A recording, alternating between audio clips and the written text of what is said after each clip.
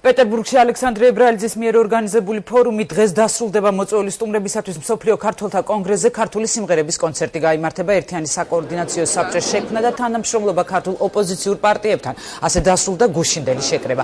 პრემთან დაახლოებული ოლიგარქი საქართველოს პრეზიდენტობისათვის ემზადება და ამისათვის წინასწარ საკუთარი პოლიტიკური პარტიის ჩამოყალიბებაზე უარს ამბობს. მიზნის მისაღწევად კი მას ქართული პარტიების იმედი აქვს. ებრალიძე ოპოზიციურ სპექტრთან თანამშრომლობას აპირებს. კონგრესის ლიდერი ოპოზიციონერებს არჩევნებში აქტიურ დახმარებასაც პირდება და ამისათვის მონიტორინგის საერთაშორისო ჯგუფს ქმნის, რომლის დაფინანსებასაც კონგრესი თავის თავზე აიღებს.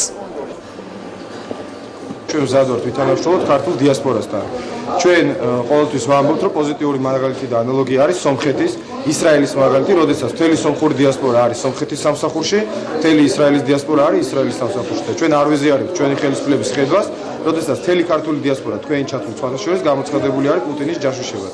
ეს არის არანორმალური ხედვა, ეს არის ავადმყოფური ხედვა.